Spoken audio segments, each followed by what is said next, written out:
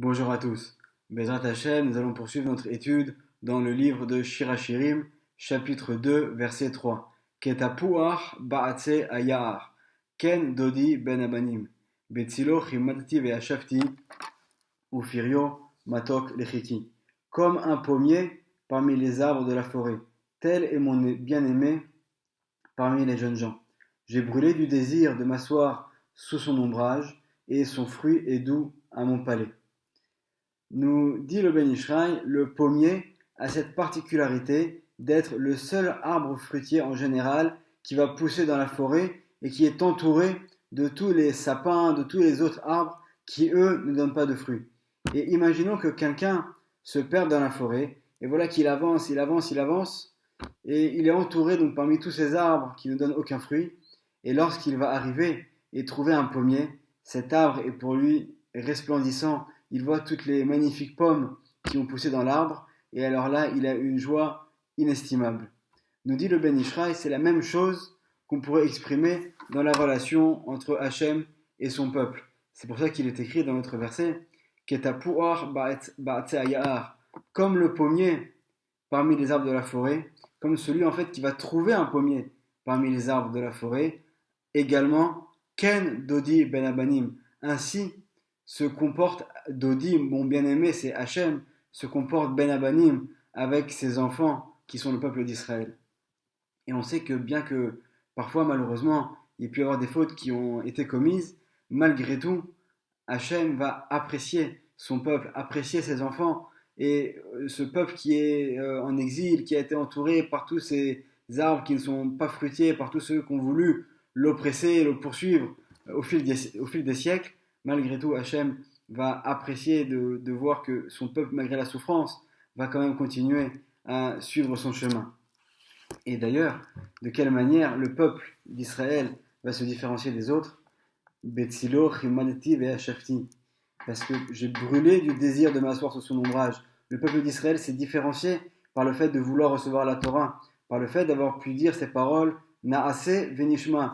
Nous ferons et ensuite nous comprendrons. Nous avons une confiance aveugle en Hachem. Ce qui est écrit dans la Torah, nous le suivons à la lettre. Est-ce que nous comprenons? Est-ce que nous ne comprenons pas? C'est une autre question. Bien sûr que c'est évident que chacun d'entre nous a le devoir d'essayer de comprendre un maximum selon l'intelligence qu'Hachem lui a donnée. Mais malgré tout, même si on ne comprend pas, on a pris sur nous cet engagement d'accomplir les commandements d'Hachem. Et finit le verset en disant Ufirio, Matok Lechiki, et son fruit, le fruit d'Hachem, qui est le fruit d'Hachem, c'est la Torah, c'est finalement ce livre de loi, d'enseignement, ce mode de vie qui nous a été transmis. Et pour nous, il est doux à mon palais. C'est une véritable douceur, c'est un véritable plaisir d'avoir reçu sur nous cette Torah et tous ces commandements d'Hachem. Il nous reste également à comprendre pourquoi avoir fait le choix de cette métaphore avec le pommier, et on aurait pu choisir d'autres images, d'autres exemples. Pourquoi est-ce que ici Shlomo Ameler a choisi spécifiquement cette comparaison? Et pour cela, il faut comprendre quelle est la représentation, la particularité de la pomme. Nous dit le Ben Ishraï, il tire ses paroles du Zohar dans le livre de Shemot. C'est également rapporté dans le commentaire du Zohar qui s'appelle le Mikdash Meler, et également dans les écrits de Rabbi Chaim Vital, que la pomme a pour particularité d'avoir une racine spirituelle parmi tous les fruits qui est masculine. Alors que tous les autres fruits, leur racine spirituelle est féminine, la pomme se différencie à ce niveau-là du fait que sa racine spirituelle est masculine. Et c'est également la raison pour laquelle, nous dit le Ben Ishraï, nous avons pour habitude, le soir de Rosh Hashanah, dans le Seder, de manger de la pomme. Pourquoi? Parce que nous enseignent nos sages que l'année se divise en deux parties. Une première partie, depuis le mois de Tishri jusqu'au mois de Hadar inclus, qui correspond aux 6 premiers mois, qui sont des mois à connotation d'un point de vue spirituel qui est masculine, alors que les 6 autres mois de Nissan jusqu'à Elul, leur racine spirituelle est féminine. Et donc pour commencer ces 6 mois de masculin, on va également commencer avec le seul fruit qui lui aussi est donc d'une racine spirituelle masculine. De la même manière également que dans les mondes supérieurs, il y a toujours 3 niveaux, 3 côtés, c'est-à-dire la droite qui représente en général le chesed, la miséricorde, la gauche qui correspond le din, la rigueur, et le milieu qui correspond la vérité, la justice, le juste milieu. Alors également au niveau de la pomme, nous dit le Ben Ish Chai, la pomme a trois particularités, trois choses qui sont positives en elle. D'abord, c'est au niveau de son côté esthétique, du plaisir qu'on a à regarder ce fruit. C'est un fruit qui est beau. Également au niveau de l'odeur que peut avoir la pomme, et également au niveau bien sûr du goût. Donc de la même manière que la pomme a trois particularités, également ça fait référence dans les mondes supérieurs aux trois niveaux, tout ce qu'on appelle les trois kavim, les trois parties qu'il y a dans les mondes supérieurs. Il y a également l'un des patriarches dont la racine d'âme correspond elle aussi à la même racine d'âme que la pomme, et c'est le patriarche Yaakov. Et on peut voir également dans le livre de Bereshit, au chapitre 27, verset 27, au moment où Yaakov va prendre le déguisement et l'apparence d'Ésav pour aller recevoir les bénédictions de son père Yitzhak, alors il est dit la chose suivante: Vaïgash, Vaïchaklo. Il s'approcha, il l'embrassa. Donc on parle de Yitzhak qui donc va embrasser son fils Yaakov en pensant que c'est Ésav. Vaïarach et Re'ar Begadav Vaïvarecheu. Il a senti l'odeur de ses vêtements et il a béni. Vayomer, il dit: Re'e Re'ar béni, Kere'ar Sadeh, Asher Berecho Hashem. Il dit: Vois, l'odeur de mon fils est comme l'odeur d'un champ qu'a béni Hachem. De quel champ s'agit-il? Nous dit le Zohar, dans le premier tome du Zohar, à la page 224, et Riach Sadeh Shel Tapuchim. Yitzhak a senti l'odeur d'un champ, pas n'importe quel champ, un champ de pommier.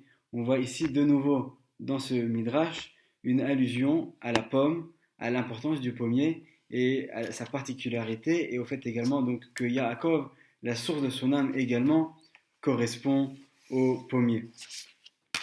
On va aussi aborder un dernier point, puisqu'on a parlé de Rosh Hashanah et qu'on a parlé de l'importance de manger la pomme à Rosh Hashanah. Et on va essayer, Bezrat Hashem, d'éclaircir certaines paroles du Ben Ish Chai qui ont peut-être été mal comprises. Nous dit le Ben Ish Chai, si je prends le deux versets juste après, il reparle également de la pomme, et il dit, donc je vais vous lire mot à mot, Veine beze pirashti, Besata dishmaya bedroshati, donc j'ai expliqué dans mes commentaires, Ta'am nachol le minag Israël, Shemeviim berosh Hashanah, les simana tava tapuach metugan bidvash. C'est une bonne coutume, et une coutume qui est véridique, que à Rosh Hashanah, les béné Israël apportent, donc vont manger une pomme trempée, là il y a écrit même carrément frit, dans du miel.